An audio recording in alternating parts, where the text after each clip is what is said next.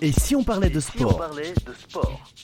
Une émission produite par Laurent Garnier avec le concours du comité départemental olympique et sportif de Haute-Garonne.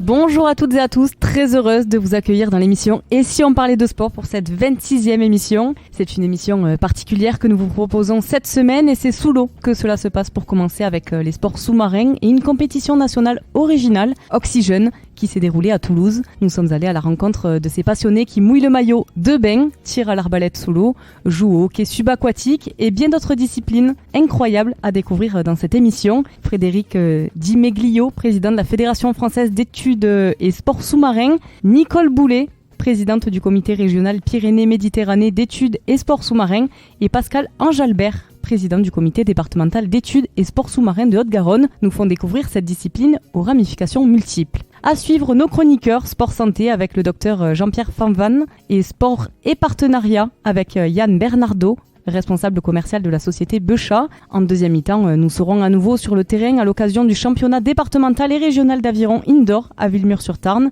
Nous serons en salle avec des ergomètres connectés à un plan d'eau virtuel sur écran, des bateaux représentant les concurrents sur des champs de course virtuels. Nous avons testé pour vous avec les conseils de Luc Poncelet, président de la Ligue Occitanie d'aviron, secrétaire du comité départemental d'aviron, Jean-Pierre Lerme, président du club d'aviron de Grenade et Castelnau, trésorier de la Ligue Occitanie d'Environ, président du comité départemental d'aviron. Pour conclure, la chronique Sport et Partenariat avec la Caisse d'épargne Haute-Garonne Nord. Mais avant ce coup d'envoi de la 26e émission, place à l'avant-match et aux principaux résultats sportifs de la semaine.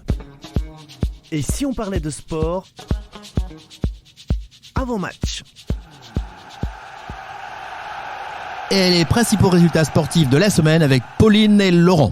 Et oui Christian, et on va débuter avec le tennis et les Masters Next Gen. Le tournoi Next Generation ATP Finals, c'est un tournoi expérimental de tennis organisé par l'ATP, réunissant 8 espoirs du tennis mondial de moins de 22 ans. Favori de la finale face au Serbe Amad Medjedovic, 110e mondial. Le Français Arthur Fils, 36e, s'est incliné en 5-7. Et là, donc, Christian, ça va te plaire. On va parler de kickboxing avec les championnats du monde Waco Kickboxing à Albufeira, au Portugal. Sur 13 athlètes engagés, 6 reviennent avec des médailles, dont 4 en or. Anthony Velay, champion du monde senior K1 dans la catégorie moins de 67 kg. Clara Penquin, championne du monde senior en low kick dans la catégorie moins de 60 kg. Julina Nilus Ma, championne du monde senior en low kick dans la catégorie des moins de 56 kg. Lindsay Thomas, championne du monde senior en low kick dans la catégorie des moins de 52 kg. Adil Manchouchi, vice-champion du monde de full contact dans la catégorie des moins de 60 kg. Ismaël Fajri, médaille de bronze en s'inclinant en demi-finale face l'Ukrainien Mazur Ibs dans la catégorie K1 moins 60 kg. Il y avait 70 nations, dont 1369 athlètes étaient présents lors de ces championnats de Waco Kickboxing. Et on va continuer avec la voltige aérienne et les championnats du monde de voltige aérienne à Las Vegas. La France remporte tous les programmes des championnats du monde de voltige advance et devient championne du monde. Tommy Douillard est champion du monde individuel. Vladimir Gras, médaille d'argent, l'accompagne sur le podium, associé à Jérémy Renard. L'équipe de France remporte le titre suprême devant l'équipe roumaine 2e et l'équipe des États-Unis 3e. Et en snowboard, on rentre dans la saison à fond de ski. Coupe du monde de snowboard aux Deux Alpes avec Lohan Pozzolo et Chloé Tresbush qui ont permis à l'équipe de France de se classer 2e de l'épreuve mixte par équipe. En individuel, Chloé Tresbush a parfaitement lancé sa saison en remportant, elle, la première étape de la Coupe du Monde dimanche en individuel. En saut en ski, cette fois est la Coupe du Monde. La Française de 21 ans, Joséphine Panier, s'est classée 2e à Lillehammer en Norvège sur un petit tremplin lors de l'étape de Coupe du Monde. Elle a enchaîné le dimanche en remportant sa première victoire en Coupe du Monde sur le grand tremplin, toujours à Lillehammer. Une performance rare pour une tricolore et une immense fierté. Et oui, il faut souligner parce que c'est pas souvent dans ces disciplines et bravo à elle. On est en biathlon maintenant avec la Coupe du Monde à Östersund en Suède et Lou Jarmono remporte sa première course en Coupe du Monde sur le sprint d'Östersund, porté par un sans faute au tir et un excellent finish. Dimanche, elle a récidivé en emportant la poursuite. La Norvège des frères Bö s'est imposée aisément sur le relais de la Coupe du Monde d'Östersund devant la France et l'Allemagne. Passons au basket avec l'Euroleague féminine. Le Basketland a remporté un succès précieux contre la Virtus Bologne, 70-68. Villeneuve d'Ascq et Lasvel se sont inclinés devant Polkovic, 77-61, et Sepsi, 86-85. En Euroleague homme cette fois, Monaco a pris sa revanche sur son bourreau en demi-finale de l'Euroleague. L'Olympiakos en dominant les Grecs 85-77. 9e défaite en Euroleague pour l'Asvel qui s'est incliné 101-92 à Barcelone. Et en Eurocoupe homme, 9e journée de l'Eurocoupe, Paris Basketball signe une 8e victoire en 9 matchs face à Ljubljana, 77-93. Bourg-en-Bresse s'impose devant ULM 84-89. On passe au handball avec le mondial féminin. Après leur victoire contre l'Angola 30-29, les Françaises sont montées en puissance en battant largement l'Islande samedi 31-22. Elles sont qualifiées pour le tour final. Il y avait aussi la Ligue des champions hommes. Montpellier s'incline face à Magdebourg 24-28, battu à Kiel 26-29. Le PSG reste sur 4 matchs sans victoire en Ligue des champions. En Liqui Moly Star League, au terme d'un match indécis, le Paris Saint-Germain a dû batailler pour venir à bout de Toulouse 34-31, alors que Montpellier n'a pas fait de détails face à Créteil 36-25. Et en volée, la Marmara Spike League, Saint-Nazaire a battu Toulouse 3-0 en ouverture de la 9e journée de championnat. 7 s'est incliné face à Nantes, Rézé 2-7-3. Montpellier bat Poitiers 3-1 et Narbonne n'a pas résisté face à Tours 3-0. On passe au football et au football féminin avec la Ligue des Nations. L'équipe de France féminine s'est largement imposée à Rennes face à l'Autriche 3-0. Les joueurs d'Hervé Renard s'envolent vers le final 4 de la Ligue des Nations. Et toujours en football, mais cette fois les moins de 17 ans, avec le mondial U17, l'équipe de France est vice-championne du monde. Elle s'est inclinée face à une belle équipe d'Allemagne au tir au but 2-2, 4-3. Ouais, il faudra qu'on travaille ça, Pauline, parce que les finales perdues au tir à but par les équipes de France, ça devient une habitude. On passe toujours au football, on passe en Ligue 1 avec Monaco, qui a beaucoup souffert pour venir à bout de Montpellier 2-0. Lorient a arraché le nul dans le temps additionnel à Toulouse 1-1. En Euro 2024, donc on connaît maintenant les adversaires de l'équipe de France lors de l'Euro 2024 en Allemagne, du 14 juin au 14 juillet. Pour ceux qui ne se souviennent pas des dates, les Bleus vont affronter les Pays-Bas, l'Autriche et un barragiste, un programme abordable, même si le staff des Bleus se veut prudent. Et en rugby et A7, le 7 Series de Dubaï, première étape de la saison et premier podium pour l'équipe de France féminine de rugby A7, battue par l'Australie 21-14 en demi-finale. Et les Bleus se sont vengés sur le Canada 26-5 lors du match pour la 3e place. Et en rugby, et cette fois-ci en rugby à 15, donc en Pro D2, Béziers a battu Montauban 43-13 avec 7 essais à la clé. Agen a réussi la bonne opération en battant Colomiers 22-3. En top 14, Castres est parvenu à décrocher Lyon et enchaîne une 5e victoire à domicile, cette saison 29-14. Montpellier n'y arrive toujours pas et enchaîne une 8e finale défaite de rang devant Bayonne 34-19. La Rochelle s'est imposée, elle, face à Perpignan 35-6. Le Stade français a dominé Toulouse 27-12, 3 essais à 2 en clôture de la 9e journée de championnat. Merci Pauline, merci Laurent pour ces résultats complets sur l'actualité sportive. Et place à la chronique sport et santé avec Jean-Pierre Fanvan, médecin fédéral du comité Occitanie plongée et sport subaquatique, président de la commission médicale et prévention Pyrénées-Méditerranée. Et si on parlait de sport, la chronique. La chronique sport et santé avec Jean-Pierre Fanvan, médecin fédéral du comité Occitanie plongée et sport subaquatique, président de la commission médicale et prévention Pyrénées-Méditerranée. Voilà, on reçoit dans l'émission, et si on parle de sport, un médecin, Jean-Pierre Fanvan, qui est médecin du sport et qui va nous parler un petit peu de ce qu'il fait aujourd'hui sur Oxygène, mais en même temps, il a d'autres choses à nous raconter. Donc, bonjour Jean-Pierre. Bonjour. Voilà, donc tu es médecin du sport et en fait t'as une passion quand même, c'est cette passion à travers cette discipline que l'on découvre, que je découvre personnellement ici, qui est ce sport sous-marin, fédération française L'étude de sport sous-marin, en gros, ça regroupe surtout l'activité plongée subaquatique. Qui peut être déclinée après au niveau dans l'activité apnée, nage à palme, hockey subaquatique, orientation sous-marine. Il y a toute une flopée d'activités que notre fédération regroupe. Alors je vais faire facile, comment un médecin tombe dans l'eau? Mais parce que d'abord, avant d'être médecin, je suis tombé dans l'eau, comme tu dis, et depuis mon enfance, donc, j'ai toujours plongé, depuis l'âge de 10 ans. Après, je suis devenu progressivement, en continuant moniteur. Je me suis même retrouvé moniteur de plongée avant d'être médecin. Voilà. Et de fil en aiguille, comme ça, en intégrant à la fois connaissances médicales et activités d'encadrement de plongée, je me suis retrouvé médecin fédéral, en particulier médecin pour la Fédération française de plongée. Alors, pour la Fédération française, en même temps, aujourd'hui, on se trouve dans une organisation spécifiquement d'Occitanie, toulousaine en plus, puisque l'idée est partie d'ici. Et là, tu as un rôle dans cette organisation depuis plusieurs années, tu me disais. Oui, Oxygène. Alors Oxygène, qui est une compétition dédiée aux enfants, donc à partir de l'âge de 8 ans, existe depuis plus d'une dizaine d'années au niveau Occitanie. C'est une création de notre comité régional et donc c'est faire plonger les enfants autour de toutes les activités que nous proposons. Donc j'ai cité la nage à palme, l'apnée, avec des activités ludiques qui tournent toujours autour de la plongée.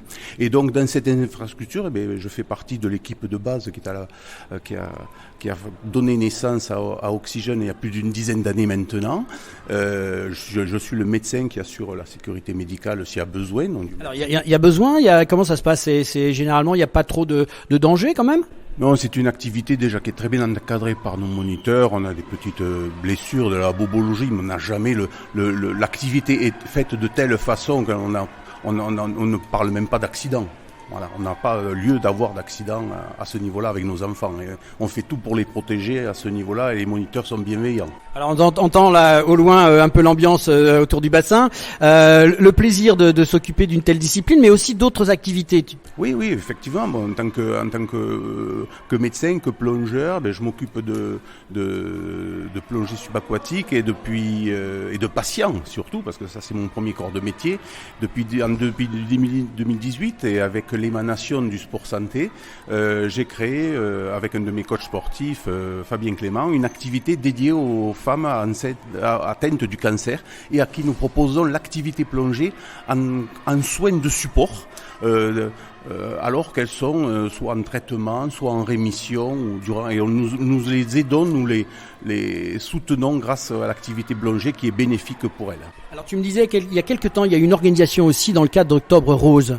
Oui, justement en rapport un peu avec Colibri, la semaine dernière ici sur le bassin Léo-Lagrange, nous avons le Colibri et le comité régional a proposé une activité plongée avec un atelier dédié au dépistage, à l'information sur le cancer du sein, mais sur les cancers aussi féminins, ainsi que sur le papillomavirus. Et en même temps que cette information, nous offrions la possibilité à toutes ces personnes et aux utilisateurs de la piscine de venir faire des baptêmes de plongée et d'apnée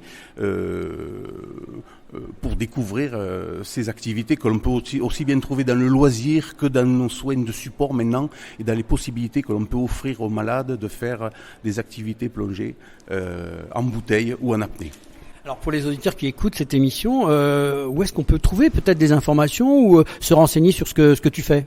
Alors, on peut trouver des informations au niveau du site internet de la Fédération française de plongée et en particulier sur notre site régional qui est FFE-SSM PM comme Pyrénées-Méditerranée, où dans la rubrique médicale, on peut retrouver mes coordonnées aussi pour avoir des informations ou connaître nos ateliers et voir ce que nous faisons. Un grand merci en tout cas pour cette belle chronique et ce beau challenge qui est fait par rapport au sport santé. Je crois qu'on en a aussi besoin. Le sport c'est bien, mais c'est bien quand il est encadré. Jean-Pierre, à très bientôt. Merci pour ce que tu fais. Je te remercie. À bientôt. Et maintenant, place à la première mi-temps de cette émission. On se retrouve dans quelques instants au centre de Toulouse, à la piscine Léo-Lagrange, pour assister à Oxygène, une épreuve nationale de sport sous-marin avec Frédéric Dimeglio, président de la Fédération française d'études et sport sous-marin, Nicole Boulet, présidente du comité régional Pyrénées-Méditerranée d'études et sport sous-marin, et Pascal Angelabert, président du comité départemental d'études et sport sous-marin de Haute-Garonne. Et si on parlait de sport, première mi-temps.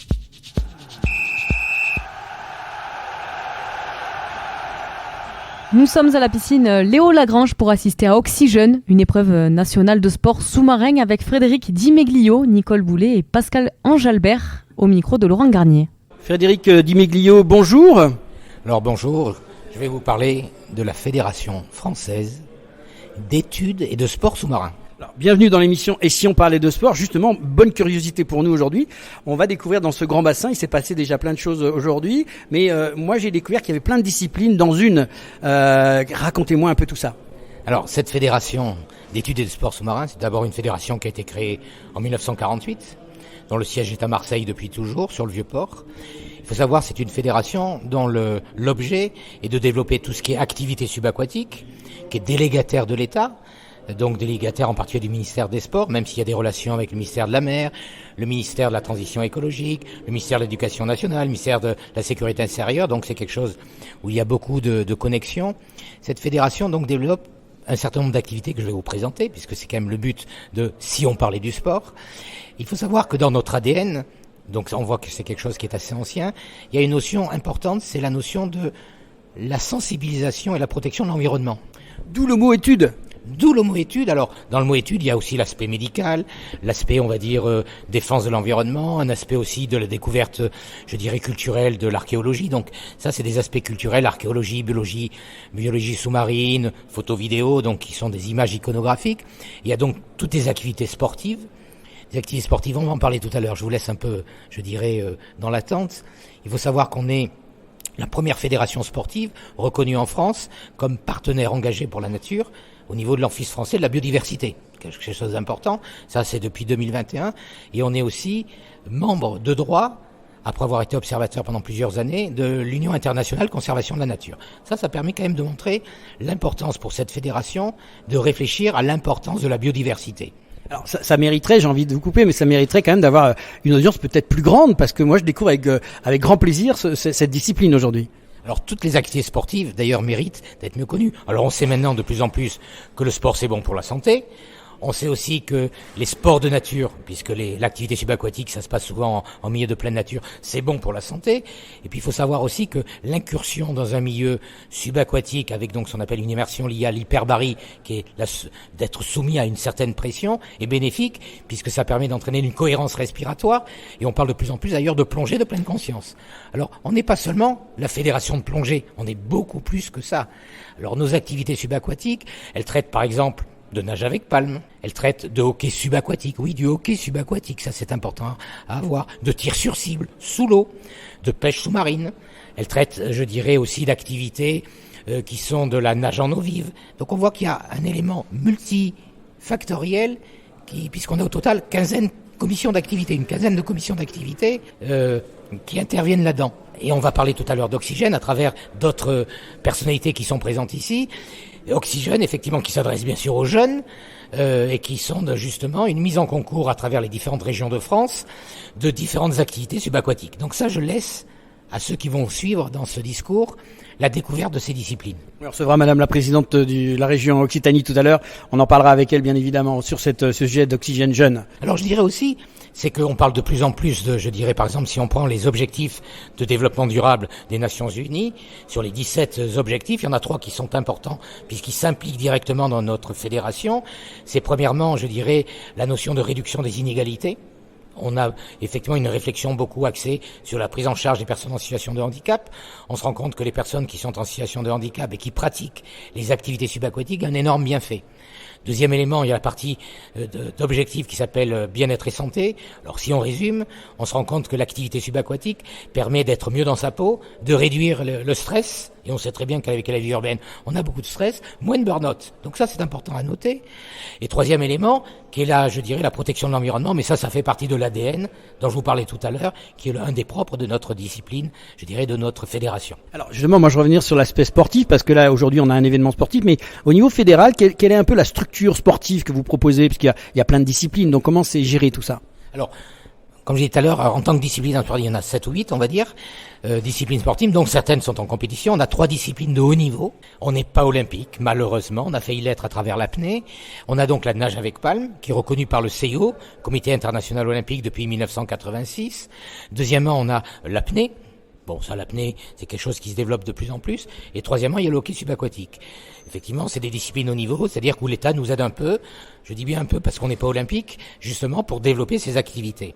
Et à part ça, comme j'expliquais tout à l'heure, il y a différentes disciplines et ce sont les comités départementaux. à l'échelle départementale ou les comités régionaux ou ligues régionales à l'échelle régionale qui permettent de développer ces activités. Et on arrive après à travers des championnats départementaux, puis régionaux, puis nationaux, puis après des championnats du monde. On est parmi les meilleurs dans ce qui concerne l'apnée. On est très bien classé dans la nage avec palme et on est les meilleurs dans le cadre de l'hockey subaquatique. Voilà, ça c'est des choses, on va dire, importantes. Et c'est vraiment toujours surprenant parce qu'on est une fédération, comme on n'a pas l'affichage olympique, alors c'est surtout avec les JO, mais n'ayant pas l'affichage olympique, effectivement, on n'est pas mis en avant par les médias et je remercie effectivement cette radio de faire un podcast sur notre fédération. Avec grand plaisir, c'est le but de Si on parlait de sport. Monsieur le Président, merci en tout cas Frédéric d'avoir accepté cette petite interview. On va vous passer maintenant avec la présidente de la Ligue régionale qui elle va nous raconter son vécu ici. Et puis on terminera sur aujourd'hui un petit mot peut-être sur Oxygène avant de quitter cette interview. Alors l'Oxygène, c'est l'ouverture aux jeunes, puisqu'ici effectivement il y a que des jeunes, on va dire de 8 à 17 ans, et qui sont le futur de notre fédération, qui sont l'avenir de notre fédération. Et c'est quelque chose, c'est le premier, on va dire challenge national. Il en existait des régionaux, et c'est le premier challenge national parce qu'il y a une volonté politique de mélanger à la fois sport, santé, bien-être. Et ça fait partie, je dirais, d'un des objectifs d'une fédération sportive qui est effectivement délégataire de l'État. Un président content en fait. Un président heureux, tout à fait. Merci. Merci à vous.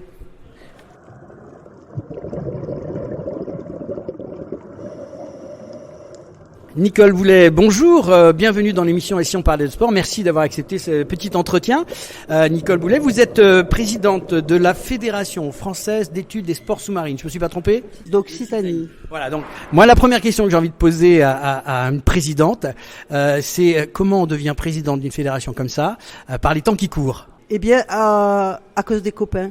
Parce qu'on est dans une bande de copains avec des belles aventures et qu'à un moment, les copains insistent pour vous confier ces fonctions, ces missions qui sont quand même à la fois précieuses et à la fois lourdes. Et on cède devant la pression de l'amitié et du partage dans le sport. Alors ça fait combien de temps que vous êtes dans ce sport finalement, que je découvre moi aujourd'hui ? Dans ce sport, ça fait quelques décennies. Ça fait j'ai commencé dans les années 90, donc voilà, ça fait longtemps. Voilà, et puis on s'investit dans son club. Les copains disent tu pourrais être la présidente, on dit non, ils disent oui, et ils gagnent. Et puis à un moment, on arrive au comité départemental, puis au comité régional, parce que à chaque fois, on élargit la famille et les copains, et que quand on est bien dans une équipe, on assume après derrière. Alors comme on dit, on vous avez donné la main et ils vous ont pris le bras, quoi. Voilà. Alors, on va revenir un peu plus sérieusement maintenant sur votre activité, présidente d'une ligue quand même, comme l'Occitanie, c'est assez grand. Finalement, comment c'est structuré, comment c'est organisé ce sport qui manque peut-être un peu de notoriété. Donc aujourd'hui, on est très content de pouvoir vous accueillir et que vous nous expliquiez un peu cette discipline. Alors, on est structuré comme toutes les fédérations, c'est-à-dire avec une structure régionale, des structures départementales qui sont le lien avec les territoires, parce qu'effectivement, quand il y a 13 départements à gérer, on ne peut pas être partout, même si on aimerait bien.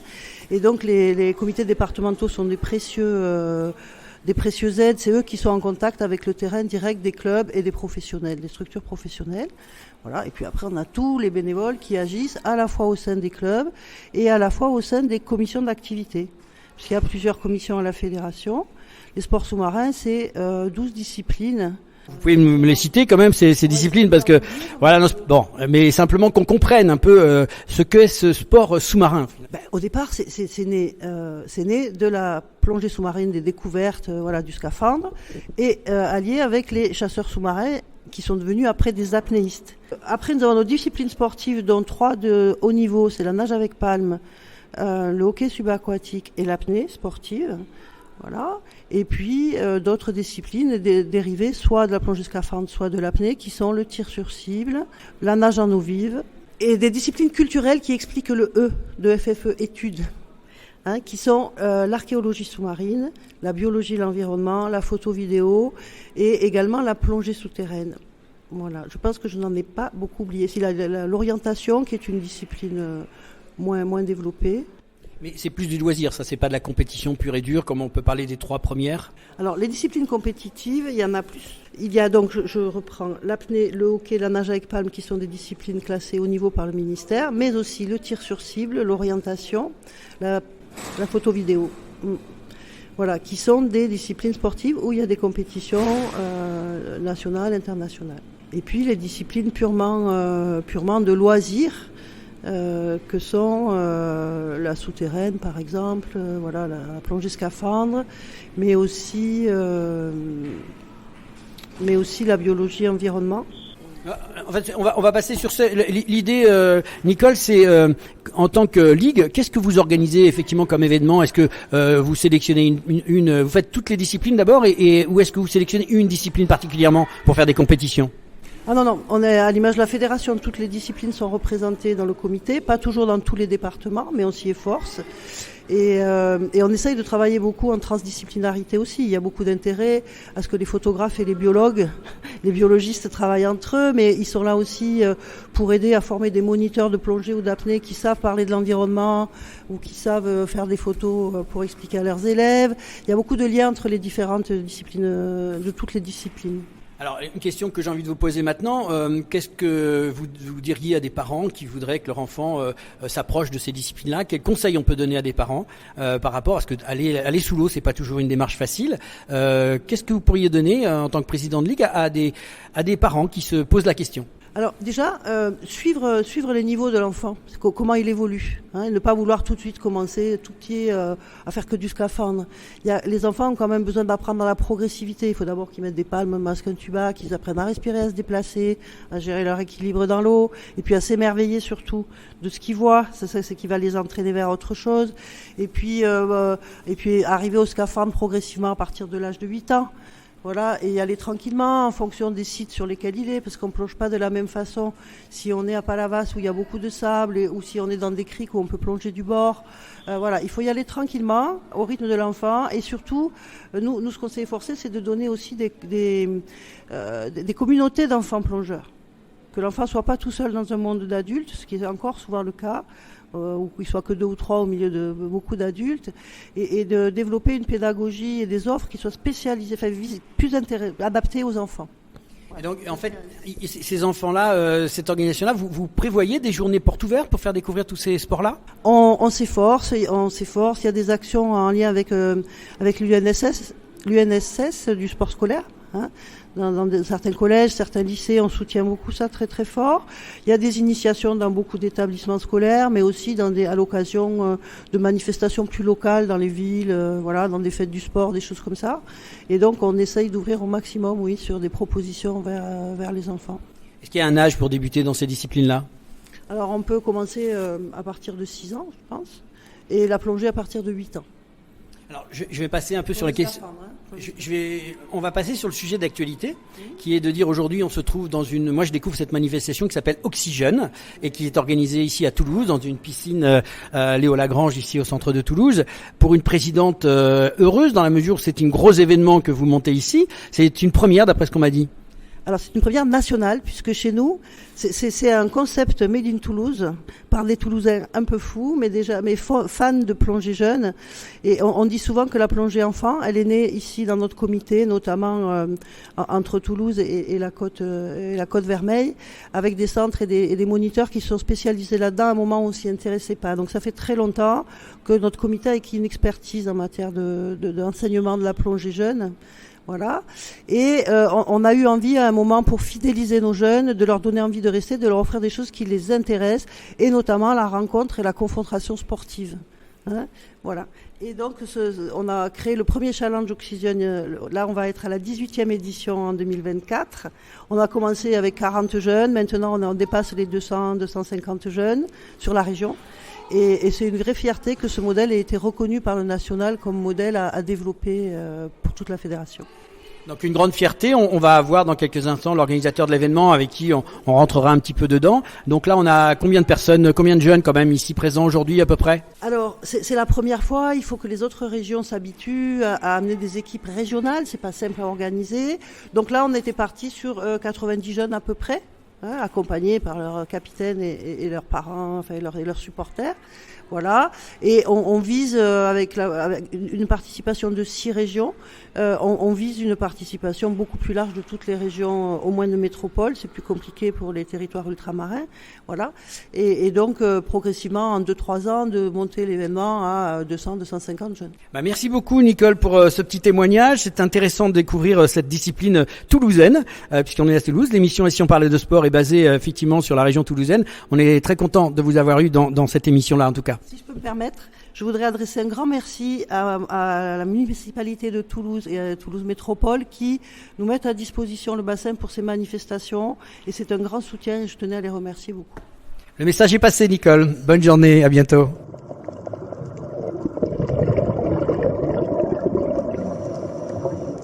Pascal Ange-Albert, créateur d'Oxygène, bonjour, merci de venir dans cette émission Et si on parlait de sport.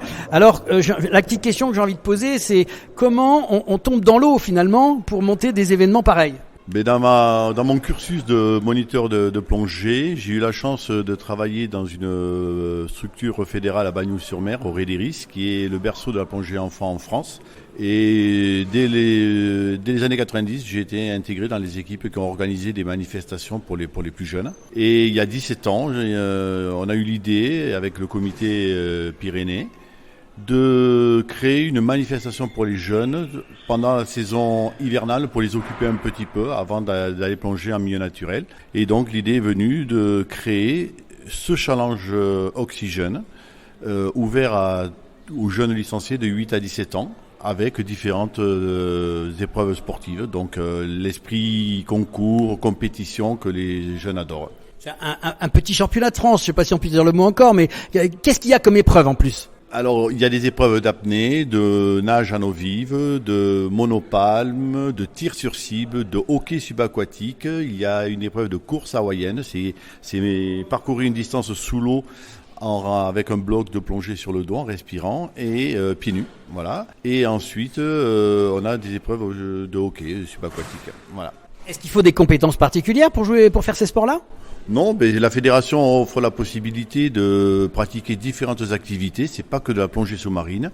Il y a différentes activités et là on donne la possibilité aux jeunes de s'essayer, voire de se perfectionner dans ces différentes activités. Alors comment on en arrive à monter un événement de cette importance ? Que d'abord, ce que j'ai entendu, c'est que c'est la première fois qu'on regroupe ici tous les comités, enfin toutes les ligues. Et comment ça s'organise ? Parce qu'il y a quand même une logistique. Mais dans le comité Occitanie, ça fait 17 ans que nous mettons ça en place. Donc on est assez rodé, on a une équipe au niveau de l'organisation.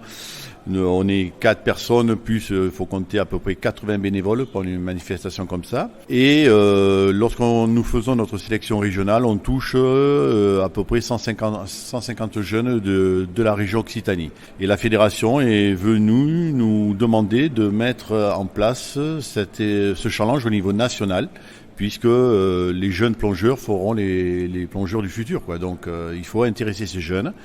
Et là, nous avons la chance, c'est la première année que ça se déroule. Nous avons 6 régions, la Bourgogne-Franche-Comté, la Normandie, on a la Nouvelle-Aquitaine, on a le Grand Est et bien sûr l'Occitanie. Qu'est-ce qui est le plus difficile à monter comme épreuve ? Les épreuves sont pas forcément difficiles. C'est beaucoup de travail en amont. Il y a 3 mois de travail de préparation pour les inscriptions, trouver les logements, les hébergements, nourrir tous ces compétiteurs. C'est surtout la partie intendance qui est le plus lourd à gérer. Est-ce qu'il y a une épreuve phare que les gens attendent plus particulièrement sur toutes ces disciplines en fait ? Alors je pense qu'il y a 2 épreuves où ils se donnent vraiment à fond. C'est l'épreuve d'apnée avec l'épreuve des pinces à linge où ils doivent amener 2 pinces à linge en apnée d'une corde à une autre. Et il y a ensuite la course hawaïenne qui est une épreuve, on va dire, assez marrante puisque courir sous l'eau en respirant sous l'eau. C'est vraiment une épreuve qui est assez originale et les clubs s'entraînent vraiment toute l'année pour venir et performer le jour de la compétition. Qu'est-ce qu'on peut souhaiter pour l'avenir d'une compétition comme ça? Parce que c'est une première, donc j'ai envie de dire, l'idée, est-ce que ça s'est bien passé? Est-ce qu'on a envie d'aller plus loin? Est-ce qu'on est parti pour une deuxième édition? Alors, bien sûr, nous, en tant qu'organisateurs, on va prôner le fait que ce challenge soit reconduit d'année en année et bien sûr en changeant de région. Et l'objectif, c'est qu'un maximum de régions, là on a 6 régions cette année, donc on aimerait l'an prochain atteindre une dizaine de régions. Donc l'appel est lancé. Est-ce qu'il y a un dernier mot qu'on pourrait dire sur Oxygène, et pas Oxygène, mais Oxygène? Oxygène, oui, c'est Oxygène. C'est un nom qui a été créé il y a 17 ans. Et donc l'appel, c'est que là, on a beaucoup de clubs qui viennent, qui découvrent cette manifestation. Et j'espère que le bouche à oreille fera que l'an prochain, on aura encore plus de monde. Alors je vais faire un peu de promo, mais j'ai vu que vous avez quand même quelques partenaires. Un petit clin d'œil à vos partenaires? Alors on a un partenaire de la toute première heure, ce qui est la société Beuchat, qui est un fabricant français de matériel de plongée qui nous suit et qui nous dote de façon assez importante en matériel, souvent du matériel adapté aux jeunes plongeurs. On a le Vieux Campeur aussi, un grand magasin qui nous fournit. Et après nous avons plusieurs clubs de plongée, des structures commerciales agréées qui nous fournissent des séjours plongés. Et la mairie de Toulouse qui nous prête gracieusement ce bassin olympique de 50 mètres chaque année. Bah écoute, merci Pascal pour cette intervention. Bonne continuation. On suivra maintenant qu'on connaît l'événement, on suivra ça de près. N'hésite pas à venir vers nous l'année prochaine pour nous en parler et puis qu'on puisse travailler en amont pour annoncer l'événement. Merci d'être venu dans Ici on parlait de sport et à très bientôt. Merci beaucoup. À très bientôt. Merci Laurent pour ce reportage. Tu peux enlever la combinaison, ton masque de plongée, ton tuba et nous rejoindre dans l'émission. Un grand bravo à l'équipe régionale FFE-SSM Occitanie Pyrénées-Méditerranée qui a remporté le challenge Oxygène national à la piscine Léo Lagrange de Toulouse. Merci à toute l'équipe de la Fédération française d'études et sports sous-marins et d'Oxygène pour toutes ces explications et informations. Bonne continuation pour le développement des sports sous-marins. Pour plus de renseignements, vous pouvez vous rendre sur ffessmpm.fr ou ffessmpm.fr/la-fédération/comité-opm.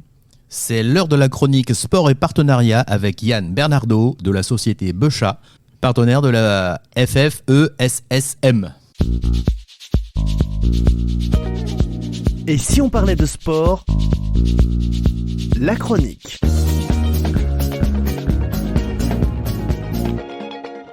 Yann Bernardo, bonjour, bienvenue dans l'émission Ici on parlait de sport.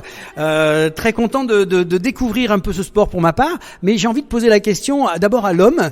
Yann, qu'est-ce qui fait qu'un annonceur comme ça se soit lancé dans cette discipline en tant que partenaire, mais aussi en tant qu'homme? À la base c'est une passion. À la base c'est la passion. C'est adolescent, on découvre la plongée. On se lance dans des études scientifiques et puis finalement on décide de travailler dans la plongée et ça fait 35 ans que ça dure.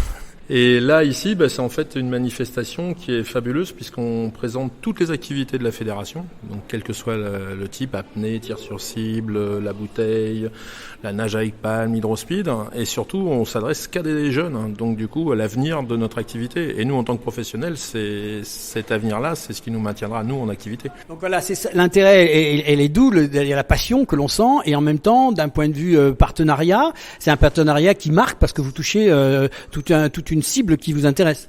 On touche deux cibles différentes. On a d'abord les clubs, puisque là il y a énormément de clubs. Maintenant que c'est national, avant c'était régional, maintenant c'est national, donc on touche un peu toute la France, donc des différents milieux, parce qu'on c'est sûr que la plongée en Méditerranée, d'où je viens, c'est pas la même qu'en Manche ou en Alsace en carrière. Donc ça permet de rencontrer des gens, de discuter avec eux, nous fabricants de matériel, d'avoir des infos, des échanges sur ces produits, sur nos produits aussi et sur ceux de la concurrence. Et ça permet aussi d'encourager tous ces jeunes à continuer dans l'activité, quoi. Alors, je le dis parce qu'on l'a pas annoncé, j'ai parlé de Yann Bernardo, mais c'est la société Beuchat. Et donc vous êtes dans toute la France, vous êtes basé à quel endroit? Alors Beuchat, c'est une société marseillaise, c'est la plus vieille au monde. Donc on est le plus vieux constructeur de matériel de chasse et de plongée sous-marine. On va fêter nos 90 ans l'année prochaine, en 2024. On est né en 1934. Un monsieur qui s'appelait Georges Beuchat et qui a fondé notre société. On est toujours à Marseille, on fabrique une partie de nos produits sur place. Donc on usine et on injecte des parties plastiques sur nos détendeurs et nos arbalètes. Donc vous avez fait le déplacement jusqu'ici ici pour cet événement particulier Oxygène. Et vous tournez avec la fédération tout au long de l'année ou uniquement avec l'Occitanie? Comment ça se passe? Ah non, moi je suis sur la moitié de la France, donc l'Occitanie, Oxygène en fait c'est né ici, c'est l'Occitanie qui l'a fondé, donc on est nous partenaires historiques. Moi j'y suis depuis 12 ans, je suis le festival, et là cette année maintenant la fédération nationale s'implique et donc ça devient un événement au niveau national, donc nous on suit avec un grand plaisir, parce que du coup c'est vraiment une très très belle manifestation, quoi. Là il y a 90 jeunes de 11 à 17 ans et c'est fabuleux. Et relayé par les parents qui sont là, par les comités qui sont présents, et donc pour vous ça permet effectivement de toucher un public très large. On touche tout un public très large et surtout on assure notre avenir. Parce qu'on est comme toutes les sociétés, si on n'a pas de pratiquants, un jour on n'existera plus. Et là justement c'est les futurs pratiquants qui sont là. En tout cas merci d'avoir accepté cette petite intervention. On est content de vous recevoir dans l'émission Et si on parlait de sport. N'hésitez pas à revenir vers nous. Si un jour vous avez besoin de communiquer, on sera très content d'échanger. À l'occasion, on a travaillé avec la présidente, on va essayer d'être un peu plus présent l'année prochaine et vous serez le bienvenu dans l'émission Et si on parlait de sport. Je vous remercie. C'est la mi-temps, retour au vestiaire. On se retrouve dans quelques instants de cette émission Et si on parlait de sport avec Luc Poncelet, président de la Ligue d'Occitanie d'Aviron, Jean-Pierre Lerme, président du comité départemental d'Aviron. Et si on parlait de sport, mi-temps.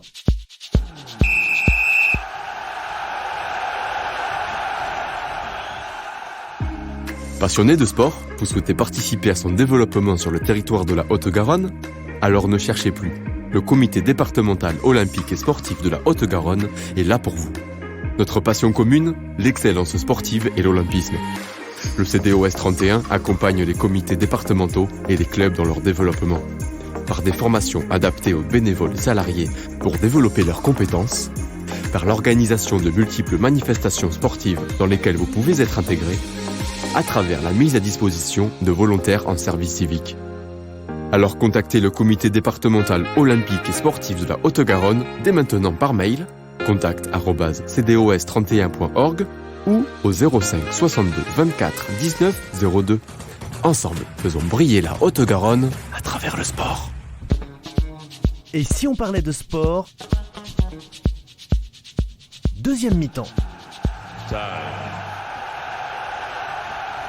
Retour dans l'émission Et si on parlait de sport, nous sommes à Villemur-sur-Tarn avec Luc Poncelet, président de la Ligue Occitanie d'Aviron, Jean-Pierre Lerme, président du comité départemental de Haute-Garonne d'Aviron, pour assister au championnat départemental et régional d'Aviron Indoor au micro de Laurent Garnier.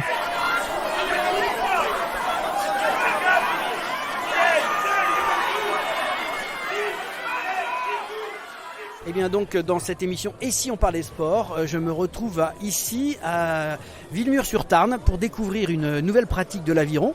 Je le disais dans la précédente émission, je vais tester avec nos amis qui sont là, donc président de la Ligue d'Occitanie, Luc Poncelet, bonjour et merci de m'accueillir pour me faire découvrir cette nouvelle discipline. Moi vraiment je pensais que j'allais trouver de l'eau, enfin j'ai rien trouvé, je suis dans un gymnase avec des machines extraordinaires, faut m'expliquer tout ça. Alors le contexte déjà, où on est et comment ça se passe? Oui bonjour, donc nous sommes à Villemur-sur-Tarn dans le gymnase du collège Albert Camus, la ville de Villemur d'ailleurs qui nous fait le plaisir de nous accueillir aujourd'hui. Donc c'est une évaluation. Alors ça rentre, en fait on est sur des machines, des rameurs connectés qui nous permettent donc de faire des courses. Donc tu as pu d'ailleurs essayer, hein, on le verra. Et donc ça sert surtout d'évaluation fédérale. C'est-à-dire qu'au niveau de la région, de l'Occitanie, on a pour éviter bien sûr des déplacements trop longs, 2 sites, la Grande Motte et ici même, où on réunit donc l'Occitanie pour pouvoir donc faire ces courses et surtout c'est en fait un contrôle d'entraînement et permettre ensuite aux meilleurs rameurs qu'on a pu voir ce matin se jauger et au niveau ensuite national pouvoir partager tous ces résultats. Alors ces machines, elles sont quand même un peu bizarres, on dirait des machines de torture. Explique-moi un peu comment ça marche pour que l'auditeur comprenne. Là, je vois qu'il y a une grosse roue, il y a des trucs pour tirer. Essaye de détailler un peu pour moi. Alors c'est une machine qui permet de refaire le geste complet que l'on trouve sur un bateau d'aviron. Et donc ces machines sont un peu particulières, ce sont celles qui sont le plus près de ce que l'on peut ressentir en termes de résistance sur le bateau, avec une roue en effet qui a des obs, une roue à air, que l'on peut d'ailleurs, où on peut modifier la résistance de force. Et donc elle a été conçue de telle manière que vraiment on a la sensation au plus proche de ce qui peut se passer sur le bateau.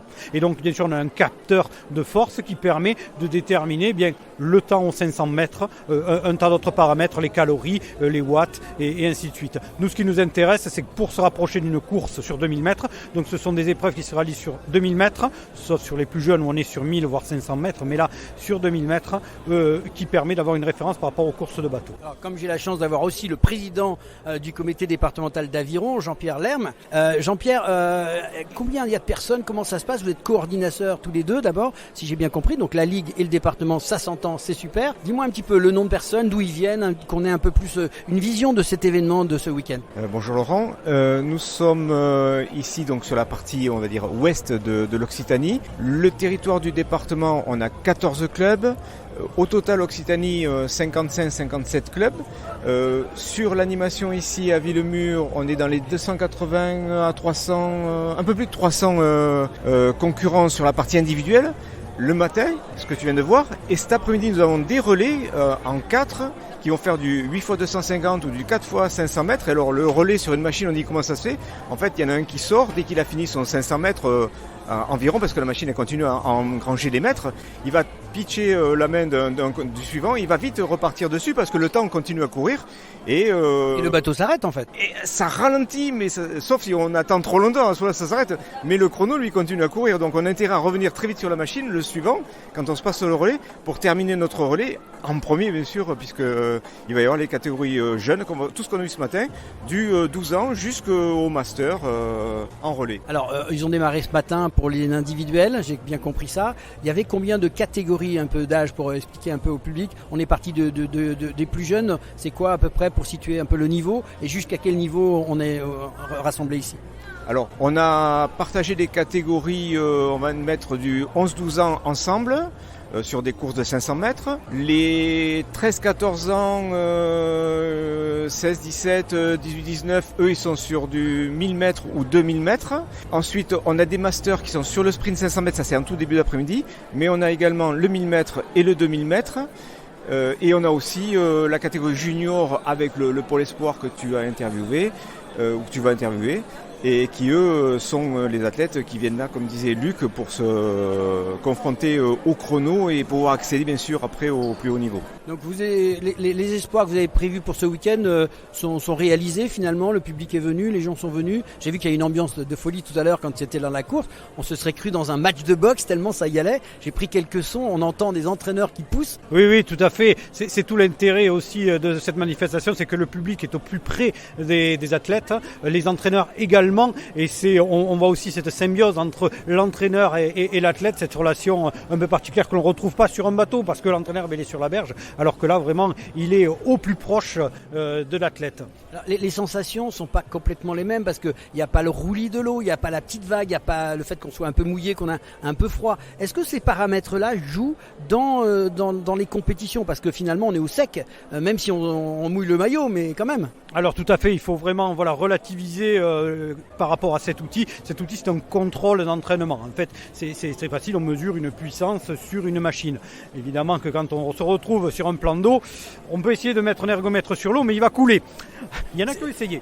J'avais peur de ça en arrivant. Alors justement, tu viens de dire une chose. Moi, tu me parles de ces appareils-là, mais ce qu'il faut expliquer, qu'il y a un très grand écran pour les auditeurs, que donc la course se joue sur l'écran aussi. On voit ces bateaux qui sont dessinés, qui sont donc connectés à chacune de ces machines. Là, il y en a une vingtaine de machines, je crois.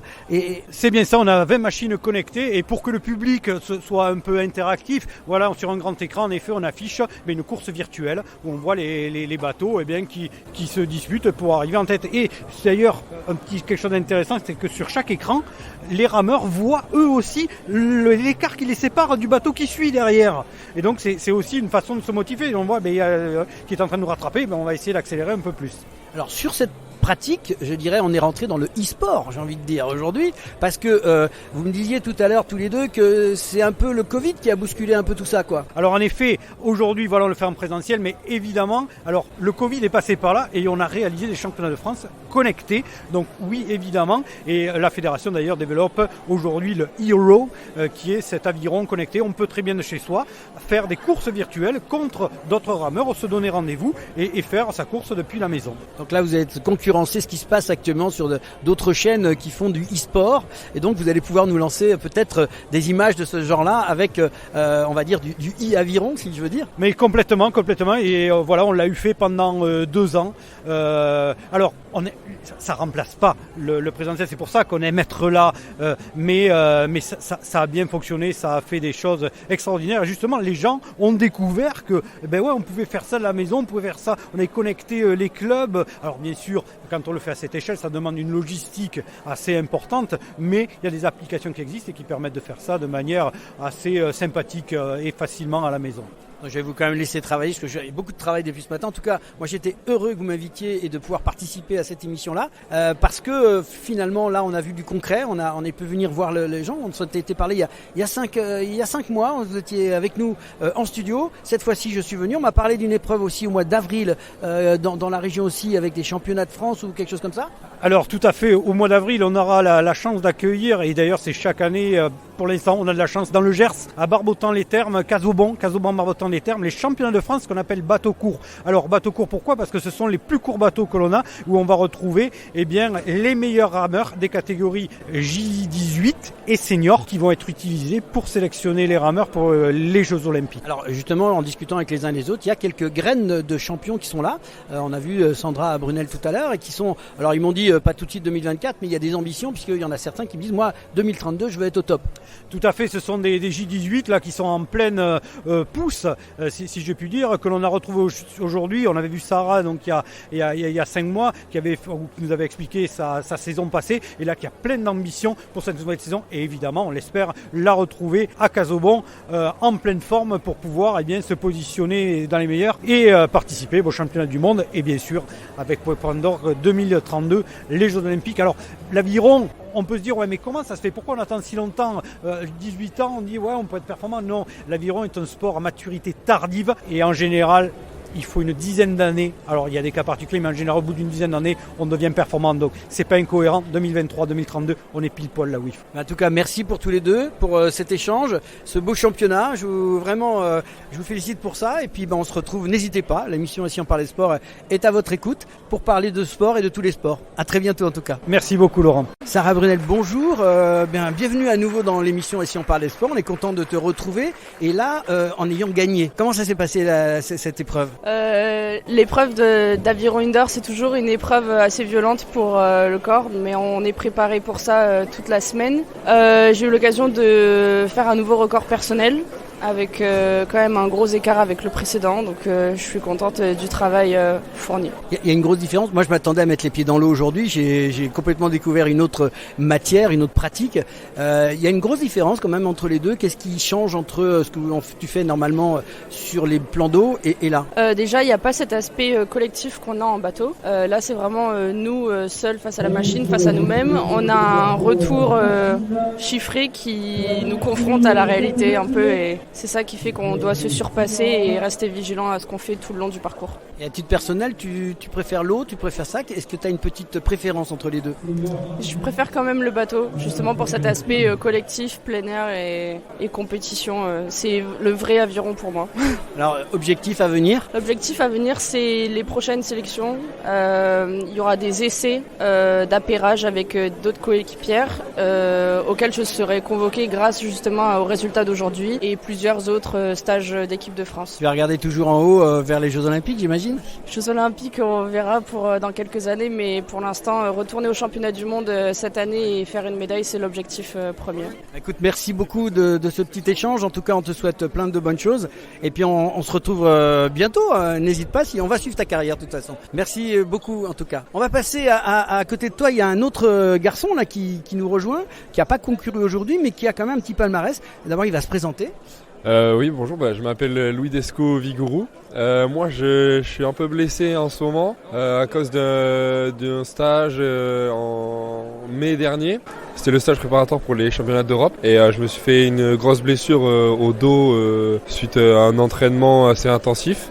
Suite à ça, j'ai quand même fini la saison. J'ai pu faire deuxième au championnat d'Europe comme Sarah et j'ai pu faire les championnats du monde où j'ai fini quatrième. Et depuis, je suis en pause.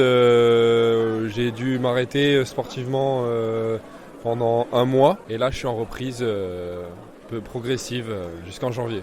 Et là, tu n'as pas touché du tout aux appareils qui sont là? Ah non, là, pas du tout. Je suis venu en vélo voir la compétition, mais c'est tout. Alors juste une petite question, qu'est-ce qui t'a amené à l'aviron en fait? Moi, c'est mon grand-père qui en faisait déjà à haut niveau quand il était plus jeune. Et du coup, j'ai grandi avec ça et c'est lui qui m'a emmené dans un bateau étant tout petit, quoi. Oui, lui, il n'était pas en indoor en fait. Non, lui, c'était un vrai bateau, quoi. Alors justement, même question Cassandra, qu'est-ce que la différence pour toi, tu la sens comment entre l'indoor et le plan d'eau? Moi, ce que j'aime dans l'aviron, c'est vraiment cette sensation de glisse et cette sensation d'être dans un bateau, d'être au contact de l'eau avec des camarades ou tout seul. Et là, c'est vrai que ça manque un peu et c'est totalement différent, la sensation du geste, etc. Donc pour toi, objectif aussi, les Jeux un jour? Ah oui, totalement. Ouais. 2028 ou 2024? Plutôt 2028 et surtout 2032, je serai plutôt à mon pic de forme. Alors on donne rendez-vous en 2032 alors? C'est ça. Merci pour cet échange en tout cas, merci à tous les deux et à très bientôt. Et là j'ai réussi à récupérer un cadre technique qui était en train de coacher ces deux jeunes là sur le terrain. François Muriot, bonjour. Bonjour.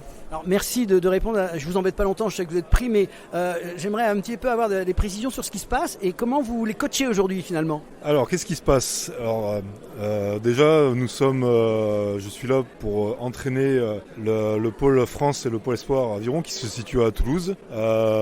C'est une étape du chemin de sélection qui se passe aujourd'hui, chemin de sélection national pour entrer en équipe de France. Nous on le prend comme ça, c'est une animation régionale pour les plus jeunes et nous dans le cadre de notre chemin de sélection, on a 2 tests sur 2000 mètres à effectuer. Et donc, comme on est situé à Toulouse, on se permet de venir ici pour bénéficier un petit peu de l'émulation et de la bonne organisation aussi de la part du club de Villemur. Donc on peut dire qu'ils sont aux portes de l'équipe de France. Les jeunes, vous les travaillez, ils sont pas encore, on va pas dire le mot olympique, mais c'est un peu votre job de les accompagner, de les préparer pour la suite. Alors la plupart des jeunes qui sont sur le pôle France et sur le pôle Espoir, ils sont déjà en équipe de France. Ils sont en équipe de France U19 ou en équipe de France U23. Donc nous déjà, on les prépare pour se sélectionner en U19 et en U23. Et ensuite, on les prépare pour aller chercher des médailles sur ces différentes compétitions internationales. Donc ça c'est notre job au quotidien. Et par la suite, l'idée c'est qu'ils arrivent à un certain niveau olympique on va dire. Et là malheureusement, pour l'instant dans la stratégie fédérale, on ne peut pas les garder. On est obligé de les envoyer sur d'autres structures qui elles se sont plus spécifiées sur le niveau olympique. Alors concrètement aujourd'hui là, content de vos garçons, comment ça s'est passé? Alors très très content pour les meilleurs. Les performances qu'on attendait, elles sont présentes. Donc ça veut dire que le travail a été effectué correctement. D'une manière générale, on est satisfait. Après, il y a toujours des petits couacs que le travail et le testing sur la gommette, c'est très dur mentalement, c'est très dur physiquement. Et tout le monde n'a pas la même approche, même les sportifs de haut niveau. Pour certains ou pour certaines, c'est leur bête noire. Ils préfèrent aller sur l'eau. Mais d'une manière générale, quand même, les meilleurs sont présents au rendez-vous. Je voulais juste rajouter que j'ai parlé des jeunes, mais on a aussi un sportif qui va participer aux Jeux, mais aux Jeux paralympiques. Il a été finaliste au championnat du monde l'année dernière, et donc il a qualifié sa coque, et sauf gros problème, il devrait être présent aux Jeux paralympiques avec peut-être l'espoir d'aller chercher une médaille paralympique. Tu peux nous dire son nom? Grégoire Biraud. Voilà, donc il est sur Toulouse. Il est sur Pôle France de Toulouse. C'était un sportif qui était valide il y a quelques années. Malheureusement, suite à un accident, il s'est vu classifié sportif paralympique. Du coup, il profite un peu de ce statut pour continuer à vivre sa passion et aller chercher les meilleurs résultats possibles, que ce soit valide ou para. En tout cas, merci pour tout ce travail qui est fait. Sympa d'avoir pu répondre à ces petits messages. On va vous suivre l'aviron, on l'a dit la dernière fois qu'on les a eu dans l'émission. En tout cas, c'est passionnant. Moi, j'ai découvert, je pensais venir mettre les pieds dans l'eau, mais pas du tout. J'ai découvert une discipline. Un grand merci à toi et bonne continuation. Merci beaucoup. Puis rendez-vous au mois d'avril à Casaubon. Les pieds dans l'eau, là, c'est les championnats de France bateau court. C'est une autre étape du chemin de sélection. Et c'est une très très belle épreuve à voir et à vivre. Voilà. Belle promo, on y sera. Merci, à bientôt. Merci à Luc Poncelet et Jean-Pierre Lerme pour nous avoir invités à découvrir cette pratique originale de l'aviron. Merci à Sarah Brunel, Louis Desco-Vigourou et François Muriot pour leur intervention. Merci aussi pour toutes ces explications et informations. Bonne continuation pour le développement de l'aviron en Occitanie et rendez-vous pris les 23 et 24 mars pour le championnat de zone Aquitaine et Occitanie réunis pour la sélection du championnat de France de bateau court. Et comme Laurent vient de nous parler du championnat régional d'Occitanie d'aviron indoor, nous allons donner les principaux résultats dans la catégorie junior femme distance 2000 mètres. Vainqueur Sarah Brunel. Dans la catégorie senior homme distance 2000 mètres, vainqueur Charles Grégoire. Et dans la catégorie senior femme distance 2000 mètres, vainqueur Caroline Lagarde. Bravo à eux. Et maintenant, de la chronique sport et partenariat avec la Caisse d'épargne de Haute-Garonne. Et si on parlait de sport, la chronique. Interview des responsables de la Caisse d'épargne qui sont ici à Villemur-sur-Tarn pour le championnat régional d'aviron indoor. Bonjour madame, vous êtes présidente Caisse d'épargne de Haute-Garonne. Merci déjà de répondre à cette interview dans l'émission Et si on parlait de sport. Alors qu'est-ce que la Caisse d'épargne vient faire dans une belle manifestation comme ça et qui accompagnez-vous finalement ? Alors la Caisse d'épargne déjà est souvent présente auprès des associations sportives, largement puisque nous sommes une société coopérative et je tiens à le souligner, donc avec des administrateurs qui participent à la gestion de la Caisse d'épargne, qui est une banque bien sûr, et on est très souvent associés à des opérations sur le terrain de nos sociétaires et de nos adhérents et de nos clients. Il faut comprendre que la Caisse d'épargne a beaucoup de clients associatifs qui sont des clubs sportifs aussi, mais aussi des associations diverses. Et là, nous avons pour ambition au niveau de la Caisse d'épargne d'abord d'être une banque sur son territoire, à côté de ses clients sur le territoire. Et nous menons des opérations de mécénat. Et nous investissons 300 000 € par an au profit de mécénat. Alors vous avez dit que j'étais présidente de la Caisse d'épargne Haute-Garonne. En fait, la Haute-Garonne est découpée en 4, donc je m'occupe de la Haute-Garonne Nord. Mais nous avons des enveloppes de mécénat. Nos administrateurs nous permettent de réfléchir ensemble vers qui on va donner ces dons. C'est depuis, on va dire maintenant 4-5 ans, nous les traçons vers des jeunes ou des opérations qui sont environnement jeunes. C'est-à-dire en fait sur tout ce qui va concourir au bien-être de la jeunesse, que ce soit par le sport, que ce soit par l'aide humanitaire ou que ce soit par des activités qui pourraient être des activités de culture diverses. Moi je suis Pascal Murtin, président de la commission mécénat. Donc la commission mécénat, c'est un certain nombre d'administrateurs. On est 6 ou 7 administrateurs de la Caisse d'épargne, donc ils viennent d'horizons différents. Et on reçoit des projets dans le cadre du lancement d'appel à projets jeunes lancé par la Caisse d'épargne. On a reçu un certain nombre de dossiers qu'on a étudiés et dont la Ligue d'aviron, et on a trouvé ensemble avec les administrateurs que le projet était assez sympa. C'était de faire promouvoir le sport, surtout pour les jeunes là au niveau de l'aviron, et c'est pour ça qu'on est content de venir et de contribuer aujourd'hui au renouvellement, ou je dirais à l'achat de nouveaux bateaux.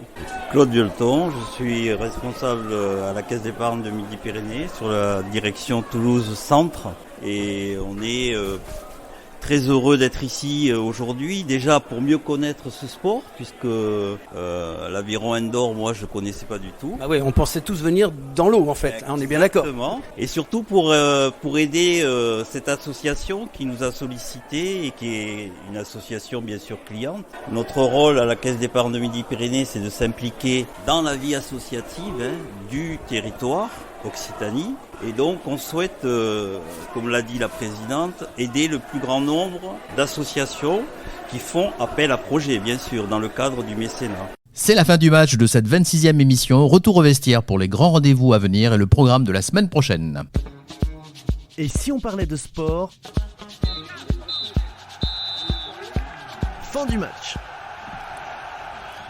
Fin du match de cette 26e émission avec les grands rendez-vous de la semaine dans l'agenda sportif. Et cette semaine, vous pourrez suivre de nombreux sports et nombreuses disciplines. Jusqu'au 17 décembre a lieu le mondial féminin de handball au Danemark, en Norvège et en Suède. Du 5 au 10 décembre, il y a de la natation et les championnats d'Europe petit bassin, 25 mètres en Roumanie. Du 6 au 10 décembre, vous pourrez visionner du ski alpin avec la Coupe du Monde Femmes à Saint-Maurice, en Suisse. Du 7 au 9 décembre, de la luge, il y a la Coupe du Monde à Lake Placid aux États-Unis. Cette fois, du 8 au 10 décembre, c'est du short track avec la Coupe du Monde en Chine et plus exactement à Pékin. Du 8 au 10 décembre, vous pourrez voir du biathlon avec la Coupe du Monde en Autriche. Toujours du 8 au 10 décembre, il y a l'osso au ski avec la Coupe du Monde homme en Allemagne. Le 8 décembre, vous pourrez voir du football avec la Ligue 1 où Montpellier reçoit Lens et le 10 décembre, Toulouse se déplace à Lyon. Passons au rugby. Le 9 décembre, première rencontre de Champions Cup où le Stade Toulousain va affronter Cardiff. Le 10 décembre, c'est la Challenge Cup, toujours en rugby où Perpignan reçoit les Lions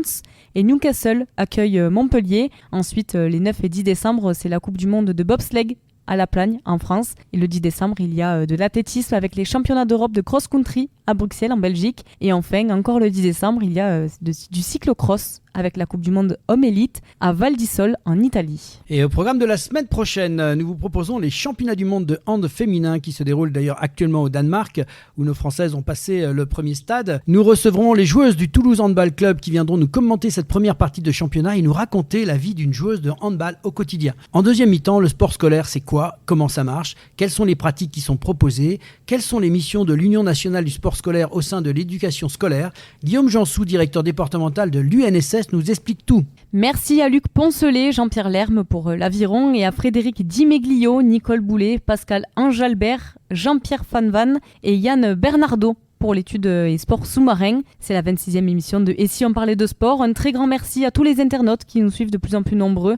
Continuez à nous écouter et à partager sur les réseaux. Merci à l'équipe du comité départemental olympique et sportif de Haute-Garonne et à Brigitte Linder, sa présidente, pour son aide précieuse à la réalisation de cette émission. Merci à l'équipe technique qui nous a permis de réaliser cette 26e émission, Pauline à l'animation radio et au montage son, Marin au montage visio pour les plateformes podcast et à Sébastien, notre partenaire informatique Samperconnect, pour l'ensemble du suivi réseau informatique, plateforme podcast, site internet et ses conseils avisés. Merci à Christian et Laurent. Merci Pauline. Et on se retrouve la semaine prochaine pour une nouvelle émission de Et si on parlait de sport la semaine prochaine.